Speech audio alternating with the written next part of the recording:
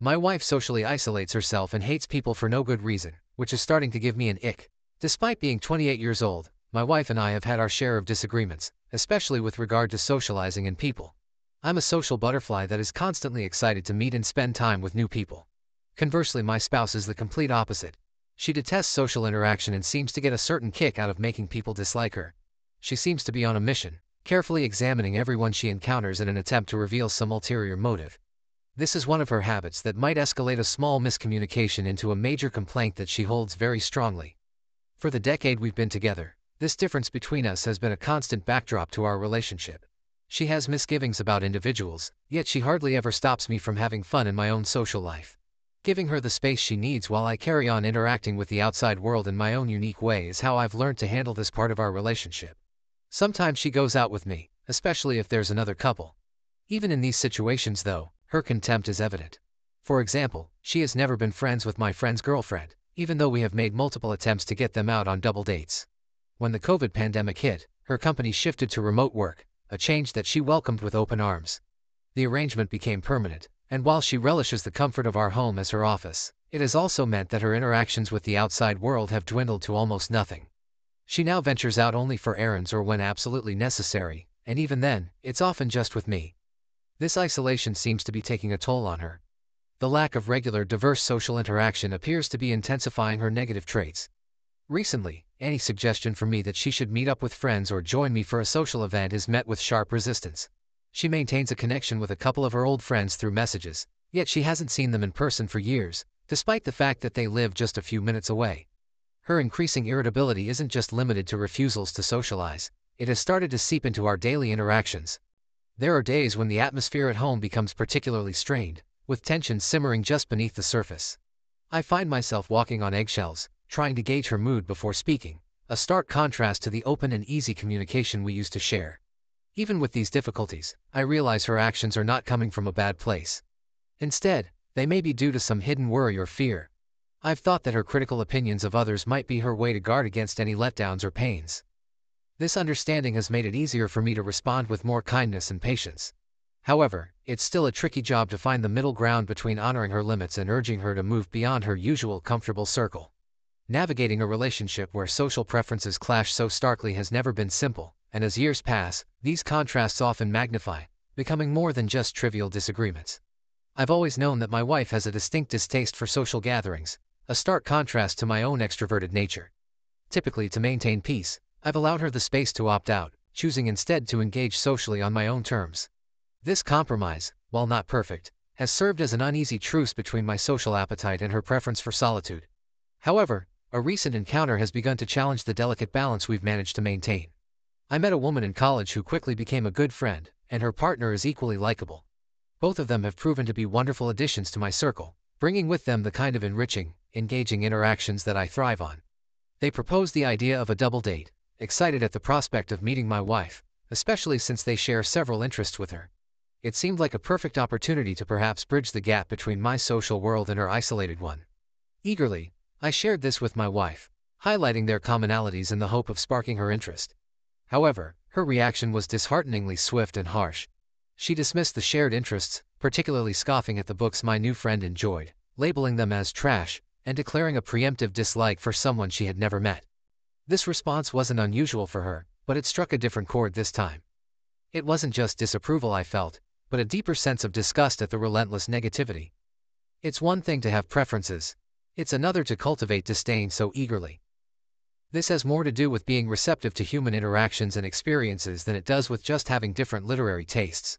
Whether it comes to interests, opinions, or hobbies, my friends and I have always valued our diversity. These differences don't divide us.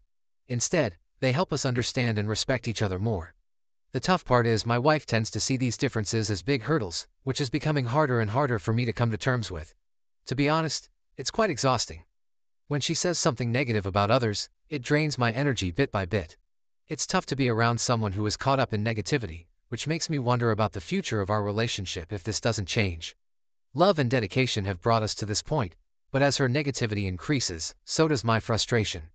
I'm thinking about what to do next. Should I keep going with the social life alone, understanding she might not ever join this important part of my life? Or is there a way to carefully question her views to show her that differing doesn't mean lower or scary? This is a complicated balance to keep because while I want to respect her individuality, I also wish she could appreciate the happiness and growth that comes from interacting with different people. Maybe it's time for a sincere talk about how her negativity impacts our relationship. It's important for her to see that she does not need to change who she is, but she needs to show respect. Respect for my friends, for people I care about, and for the social life that gives me energy. It may also help to explore why she dislikes social activities so much. Could it be linked to a past event, insecurities, or something unspoken? Understanding the why could help us figure out the how of our future dealings. When I approach her, it's important to do so not with blame, but with an open mind. I need to tell her how important it is to me that she at least tries to understand why my friendships and social life matter so much. It's not about forcing her into situations she's uncomfortable with. Rather, it's about achieving mutual respect for what we both value. This discussion, though possibly hard, is needed to ensure our relationship can grow and adapt rather than get stuck in unspoken frustration. Our differing attitudes towards social activities indeed made our path together interesting and sometimes a bit complicated. As we deal with this constant issue, I'm still hopeful that we'll find a balance where she feels protected and listened to, and I can still have fun socializing, which motivates me. We're not trying to change each other, but we aim to understand and support each other better, building a bridge between our worlds step by step, through each talk and every experience we share together. So, the challenge lies in finding a balance that respects her boundaries, but also encourages her to occasionally step beyond them, not just for my happiness, but for the health of our relationship. It's about ensuring that our union is a partnership of growth and understanding, where both of us feel valued and heard. As we navigate these troubled waters, I remain hopeful that with patience and love, we can find a way forward together. Edit. It feels so exhausting to be around someone this socially miserable all the time. I love people and I'm struggling to be around someone who is so hateful. I tolerated it before, but it just seems to be getting worse. How should I navigate this? Maybe I'm doing something wrong here, and if so, please feel free to put me in my place. Here are a few collected comments that share thoughts from a wide range of viewpoints. Everyone feels that original poster and his wife in this story are going through their own pain, and there is no right or wrong. Toxic negativity is both draining and infectious. You need to tell your wife everything you just told us. Make sure she knows that the persistent negativity is bringing you down and making you start to view her in a negative light, and you don't want that. She needs to work on becoming a more accepting and easygoing person who is less judgmental. Anything less will poison your relationship over the years. Another one is, it sounds like this woman has no relationships outside of her husband. As a corollary to this, he's got to stop pushing her to socialize. I'm with her on this one. I could go the rest of my life without attending a social event and be perfectly happy. Extroverts don't seem to understand this and assume that anyone who doesn't crave constant interaction with others like they do must have a problem, and it's annoying as hell. It can actually lead to you feeling like you need to come up with a valid excuse for why you don't want to go out, which could be part of why she acts that way. That said, it's entirely possible for people with mismatched social needs to get along. My wife goes out to a karaoke bar with friends on the weekends and I hang at home with the kids. It's a perfect setup. Every now and then she'll want to show me off or something and I'll stop by for an hour, but she has pre-excused my leaving early so it's not stressful. I can handle grabbing a drink in public with random people for an hour or two.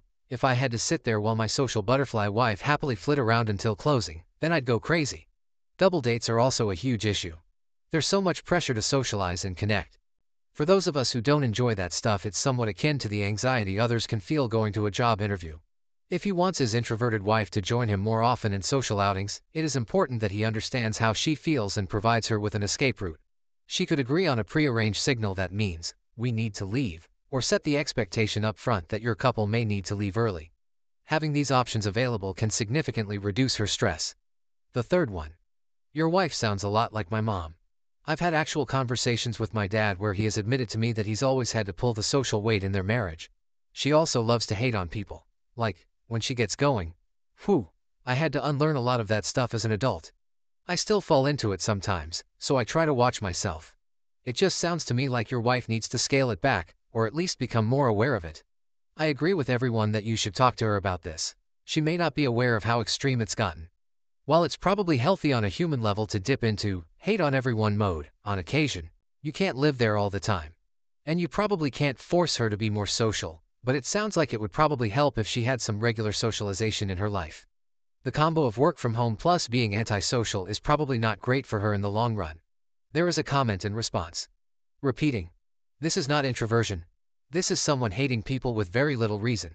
I'm a classic introvert. Being social is a taxing drain on me, and my idea of a good time is staying home. But not once have I said I hate everybody and that's why I don't want to socialize. What OP wrote was shockingly toxic. Last but not least.